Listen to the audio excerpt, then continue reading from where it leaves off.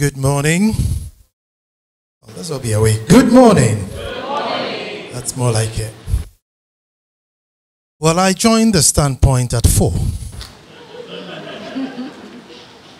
So there I was, just like Doc. I was also not here, Doc.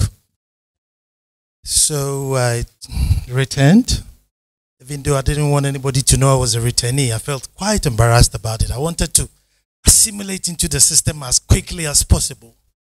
And I remember I was on radio, and before I was leaving, most of the new towns were not yet developed. So somebody would call and say, "Oh, Nana, yeah, you know the junction at Ajekojo?" And I say, "Yeah," and I'm thinking, really? You know, when I was going, it was the regular Dansoman, Kaneshi, Kantumet, all the other ones. So a lovely lady knocks on the door one day and says, "She wanted sponsorship." And I thought, "You look familiar. I thought I've seen you before." I said, "You look nicer in real life than you are on TV." Here I am today. Here I am today at the standpoint at 15.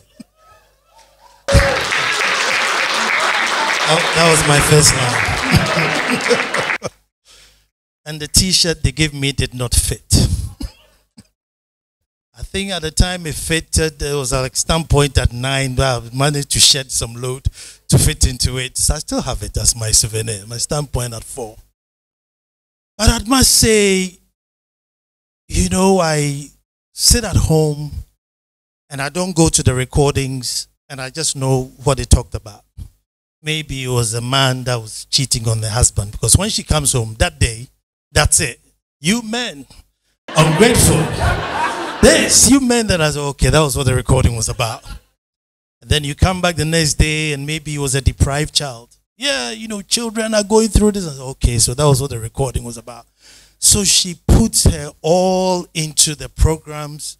And when she comes home, I read, he said, how do you contain all this? I mean, like, you bring home the burden of whatever it is that the recording was about. And then you just have to, you know, be there for her.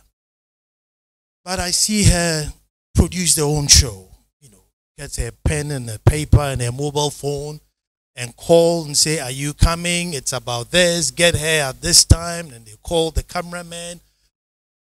Then 2 minutes to time says, "I still have got 2 more guests to come," you know. So I see her go through this all the time and, you know, like do like 4 recordings in a day. And you know, if you are in the industry, it's so emotionally draining, because for you to get a good output in a production, you must put yourself into it for that 1 hour or that 1 hour 20. You must immerse yourself into it. And so imagine the first show was about a child that was kidnapped. And so you go into a child that was kidnapped's plight. And then the next one was a woman that was beaten by the husband. So you leave the kidnapped child and now immerse yourself into somebody who was beaten. And then if you're lucky, you get a success story about somebody who did. So then you rise back up and then you go back down. So by the time she gets home, it's like she's come from a boxing ring. She's totally emotionally beaten up. And then I get the, you know, the brunt of all that.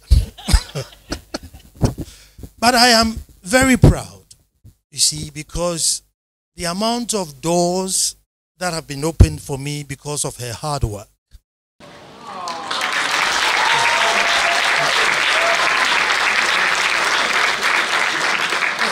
You know, you turn up somewhere, you know, knocking on the door. Oh, that's Oheneyere's husband. Come in, jump the queue, or, you know, get the services you want. And so we say thank you. And, you know, for us in Edumasa, you know, with all her platform, you know, what she has championed for us in Edumasa, you know, we, from nowhere, we're back on the map, and now we are living a little republic. You know. Set up a beautiful library, and I think within the Eastern region, I think Edumasa is the only school that's got like a proper library attached to it. Well-fitted and equipped library, you know, attached to it. All thanks to her platform and, you know, jumping and jigging and prodding and pushing and pleading, and she's become a chief beggar, which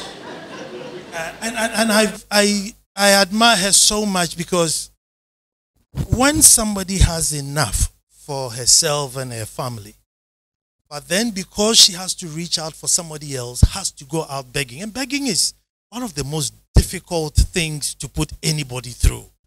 Because I have my ball of kenke, I'm fine. But then you don't have a ball of kenke, so I'm now begging people, oh, please, can you give me gari? Can you give me oil? Can you give me sugar? Why? Because she wants to eat or he wants to eat. And so I admire her so much for going that extra mile and, putting us on the map, and, the children are benefiting and reaching out. I always say, I can't do it. So I just can support you. Yeah, I just have to support you, because I don't know where you get the energy from to go in and day out.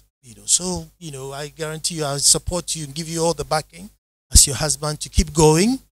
I'm sure the Lord will give you strength, because He will never give you a task that He won't give you the strength to accomplish. So if this is your calling, I'm sure the sponsorship will come in due time. And sometimes I also wonder why that, all the companies that won't sponsor always want her to come and speak or come and get an award or come and present an award. And I wonder, why are you good enough for all this but not, you're good enough. So maybe you have to sit down and find out why. What we're doing right or wrong. But from the testimonies, I think it goes beyond me. You've definitely reached out. You did something which, people dared not to do. Things that were discussed in the locker room, things that were discussed in the locker room, you actually made a show out of it, impacted lives, sent children to school, rescued some. So as your husband, as the chief of the Little Republic of Edumasa, I assure you that I'm solidly behind you. I support you in your quest, and keep going. And the Lord will give you strength. Thank you very much. Amen and amen.